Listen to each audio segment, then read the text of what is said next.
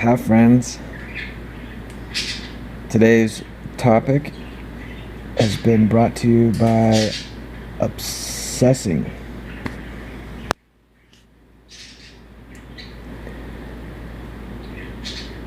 Obsessions, frustration. I'm gonna go out and I'm gonna say that I think that most people with mood swings are probably going to be obsessive. Am I going on a limb here? Maybe you could write in the comments, say, hey, yeah, I am obsessive. I do have mood swings. So we're going to have a little poll or a tally, whatever. Special shout out to Kay, a new buddy of mine. Hello, Kay. She's pretty cool. Check her out. I'll leave a link of her channel. Okay, if you want me to take that off, let me know. She's in Georgia. I'm in Colorado myself. I'm in the Denver area. Yay. Napoleon says hi. Shout out to Sabrina. Proud of Sabrina for coming through some darkness, making some videos. She has a new Instagram, and she's not as foul-mouthed as I am. So if you have any family members or kids or any of that you want to go towards something that's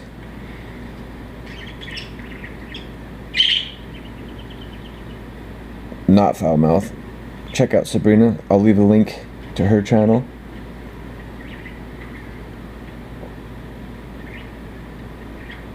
She has what others will call schizoaffective, and she goes over many different topics, and she has a big heart. So does Kay. Kay has a big heart too. She's very charming. She loves birds. Sabrina has guinea pigs. I had some guinea pigs when I was a teenager. We didn't have them for too many months. They were sweet little guinea pigs. Napoleon and Leon are over here right now, and they say hi. Leon is right up in here. You want to say hi, Leon? Leon's a budgie. Kay has some budgies too. Here's Leon. Say hi, Leon. You gonna say hi, Napoleon? Say hi.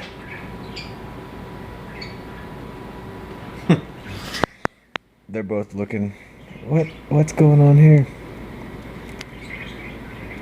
Whoa! Phones. They're on the little quiet side with the lights turned off. So anyways, I was going to talk about obsessing.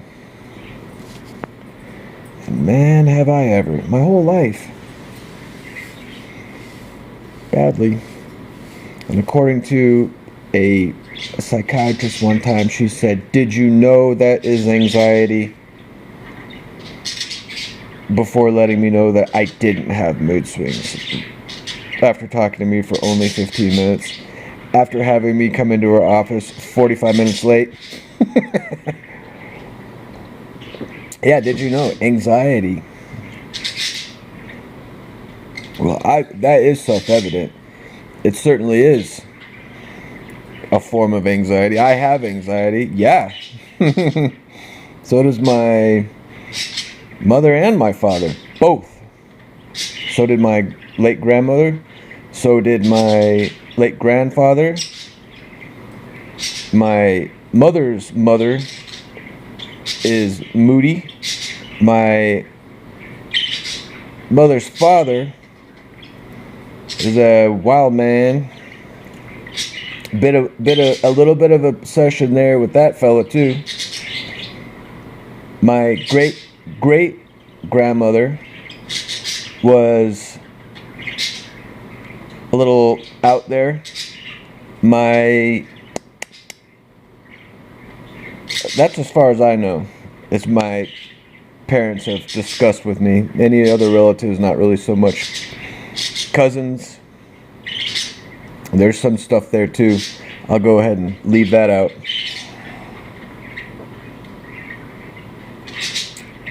It's really sad that that's as far back as I really know my family. It's probably that way for a lot of you as well. Usually people that or families that write down stuff about and keep a lot of information about the families. These are usually families that have things that they want to remember. A lot of families might not have a lot of information that they even want to remember.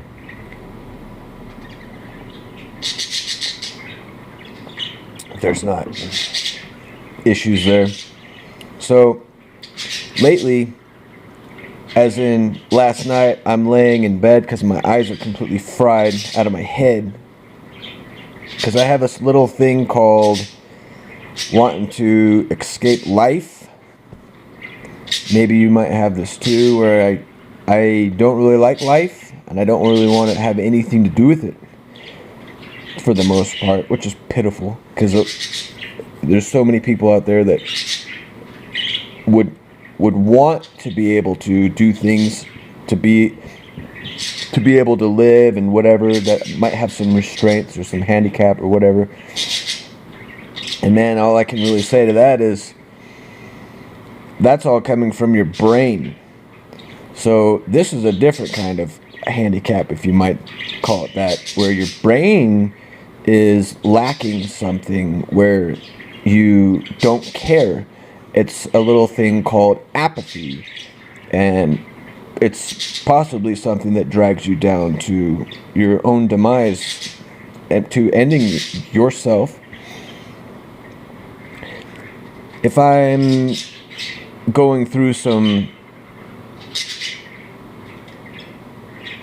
really amazing things, and if you're in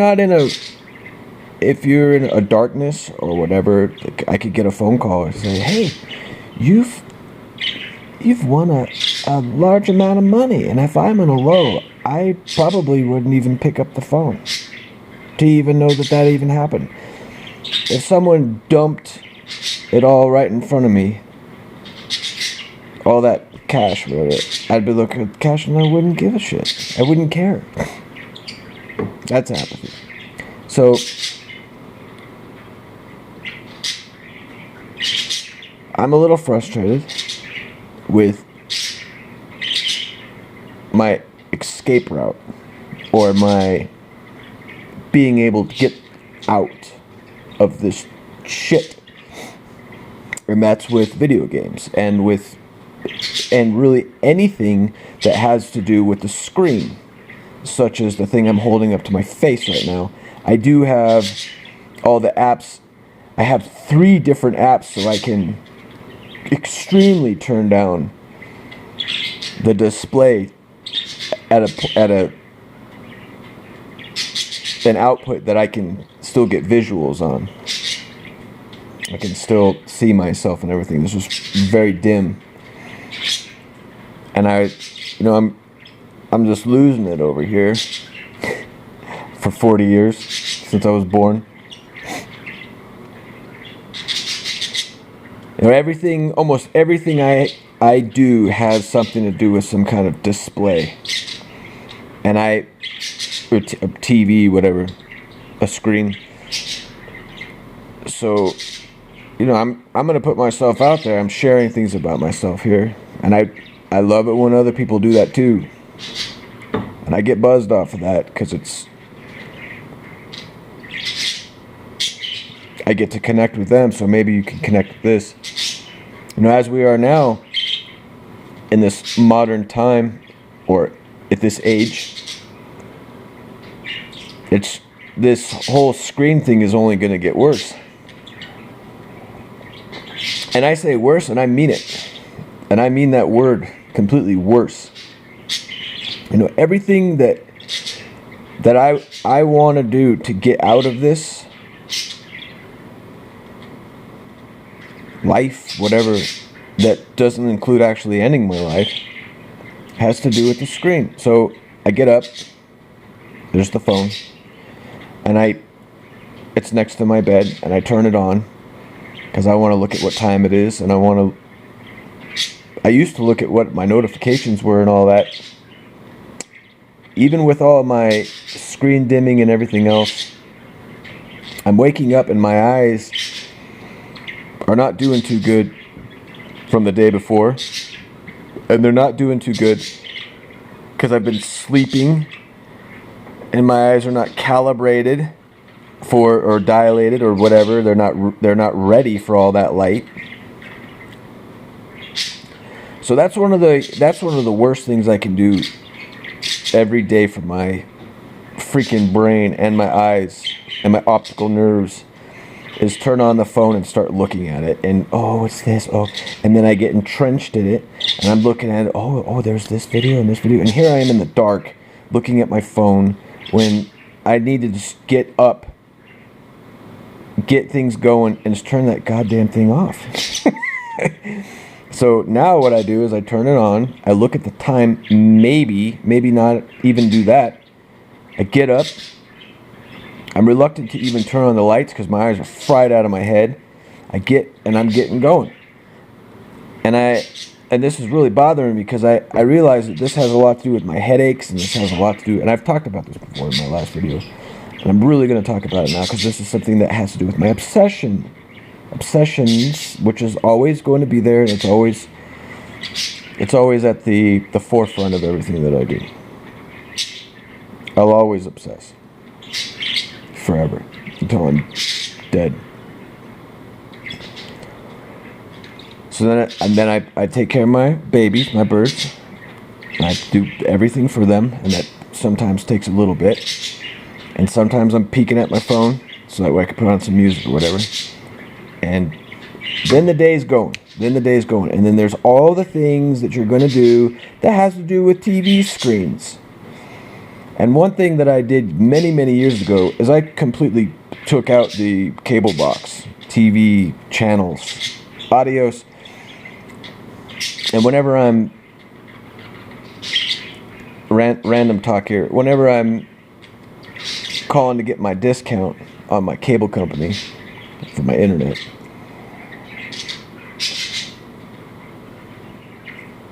they always want to shove the TV promotions down me, and I always say, I hate TV. And they always say, huh? What? You hate TV? Not exactly that way, to a degree. And I have to tell them, no, I don't want. So I have to actually push this away. And they're telling me, well, you could get it completely free. You could get TV completely free. Nah, man. I don't want your garbage crap coming through. I don't want it. Because it is garbage. That's my opinion.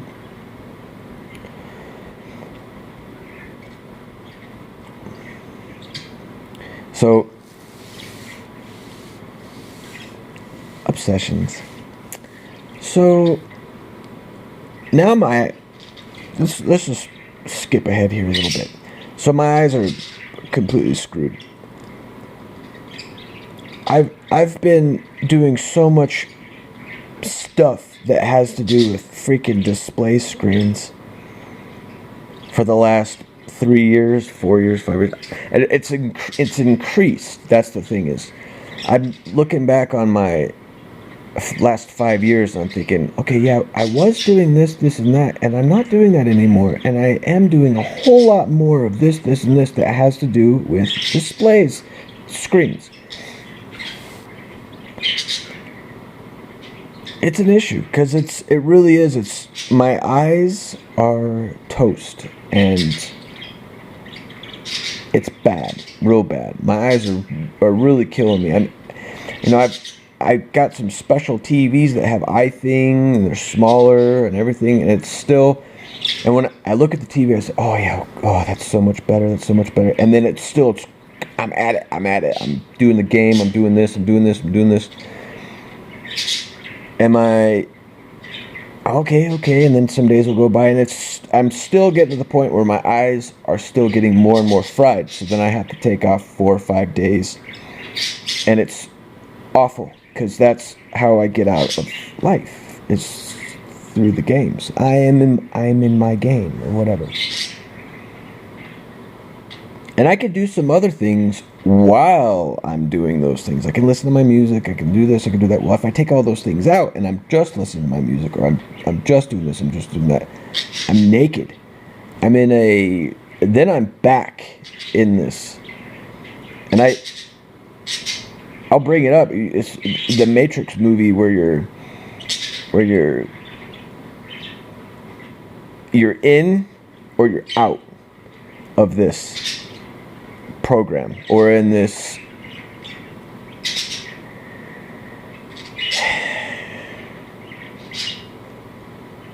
so whatever you're plugged into. Because if you're plugged into a game, or you're plugged into what you would think is real life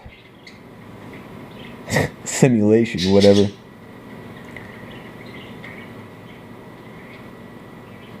how do you feel? How do you feel when you're in the game? How do you feel when you're in real life? Well, I've been doing the real life all along, and the more and more of the real life is the more and more of me hating life. And the more and more I can get into a game or whatever, I really can. I can escape. And what a day that would be if it was all pulled out from under us, huh? No more electricity, no more anything for a very long time. You might not know this, the Myanmar country didn't have internet for a couple of years recently. They didn't, according to what's on the internet has said. I don't doubt it. They're protesting right now. They completely turn off their social media. Oh, you're not going to be able to talk to each other. You know, that kind of stuff. That's the stuff that I don't want to be a part of. That's the stuff that I don't want. And that's reality. And that's actually happening in all the horror of life, and all the ugliness and the malice and the greed, and the slaughtering of humans and whatever. You know, that's all the stuff that you're ignorant if you're not aware of it, and if you're fully in it, dipped inside, plugged in to that, which in a way, if you're plugging into reality, is it really reality what's going on in the day? So I go to the game, I go to these TVs. So, and my eyes are hurting really bad, and this is a part of my obsessions. Because the thing is once I turn those TVs off, because my eyes are killing me, I'm still obsessing. And I'll still obsess, and I'll obsess in my sleep, I'll obsess in the shower, I'll obsess while I'm having sex, I'll obsess while I'm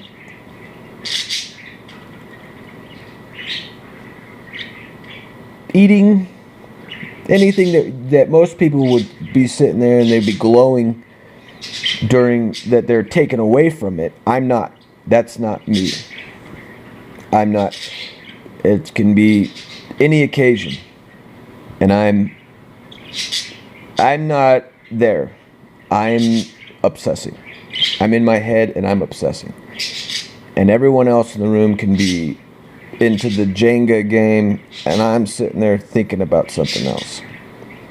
I'm doing the Jenga, and I might even be winning the Jenga, and I'm not actually really playing the Jenga. What I'm doing is I'm playing something inside of my head over and over and over again. And even if it's not a repetitive thing, I'm putting something together inside of my head. Only certain people will really dig what I'm saying there.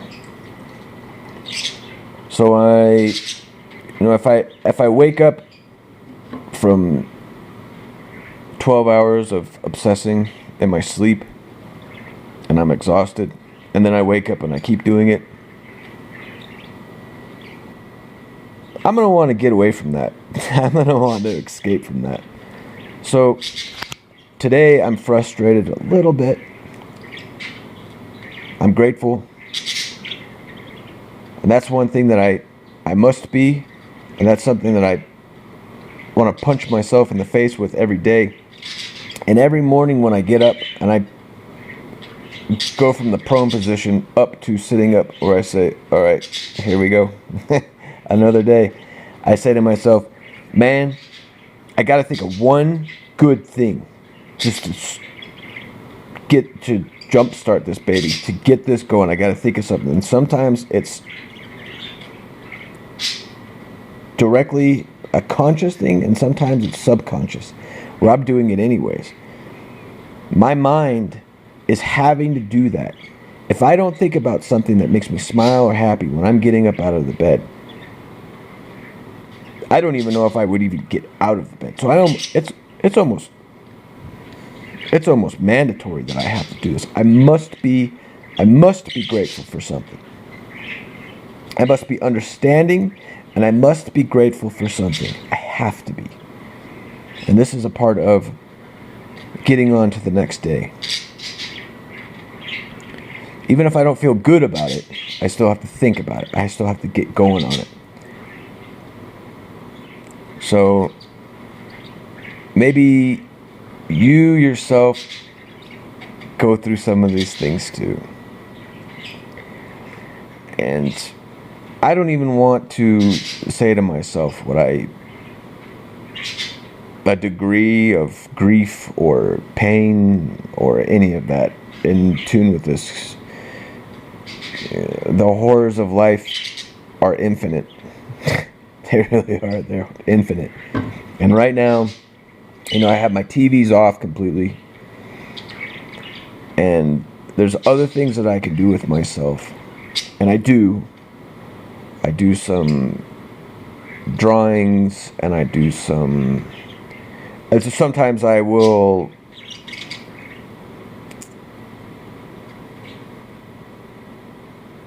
break in a way, and I have these handheld games. And I'm still looking at a screen. It's not as big, and it's not as much. And I'm still breaking the rules that I need to stay away from a screen to let my freaking eyes come around. And getting away from that escape is, it's not great. So, yeah. So some people might say, oh, boo-hoo, bud. Yeah, I know. It's another thing, personally, that one human jerks around with. Here's a drawing that I'm doing to simply get away from freaking screens right now. Here's something that I've been doing here.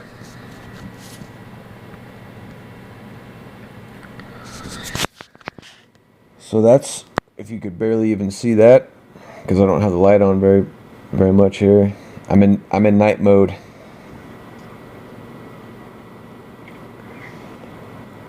So, I can obsess over so many things. It's my way. It's how I go about it. I brought it up to my dad one time when we were sitting in that nasty Chick-fil-A eating. And I came back from taking a pee-wee in the bathroom, and he was crying. So I know it's something that's been grief from my father as well. And I know the guy enough to know that he does too. He's obsessive. He has depression. He has mood swings. It really wasn't ever so debilitating for him. Still, I can know it was enough pain for him.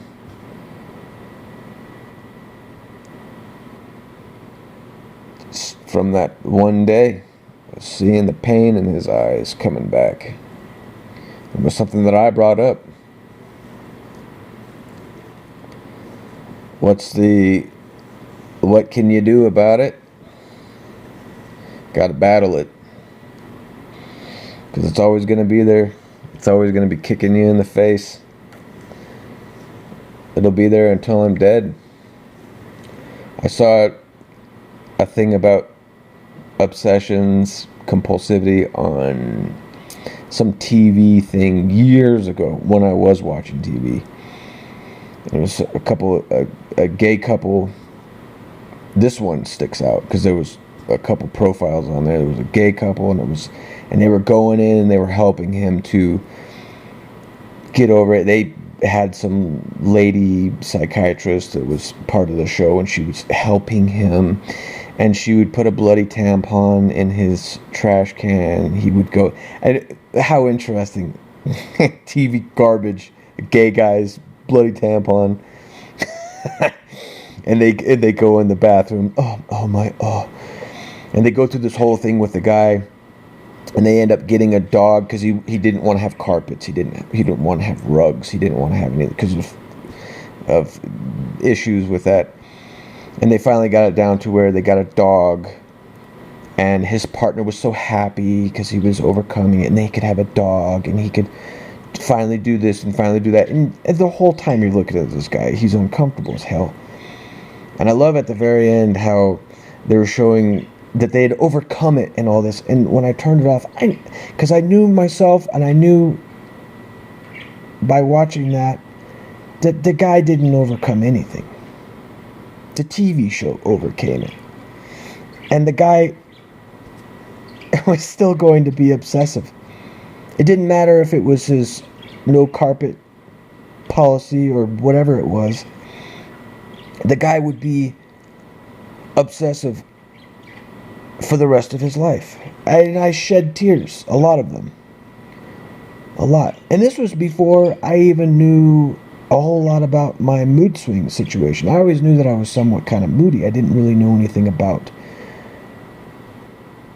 psychoanalysis of whatever, mood swings, period, really. I didn't know enough about even myself. I knew about that, though. And I sat there and I shed some serious tears on the matter. And that's how you can connect with people in all kinds of weird ways. So anyways, that's my chat about obsessions. And I always welcome your conversation on the matter that I'm talking about, or anything you want to talk about. You can say down in the comments. I don't give a crap about YouTube or numbers. All I want to do is spark a little something down there, make some connections, meet some people. I'm grateful that I've met Kay. I'm grateful that I've met Sabrina. I've met some other people on here that are mostly one way. They're not really anything other than that. Maybe they're, for whatever reason that is. I still appreciate the videos that they've made. Pretty happy about that. A lot of them have been helpful to me. A lot of them have been a part of the increase of strength inside of my mind, and I really appreciate that.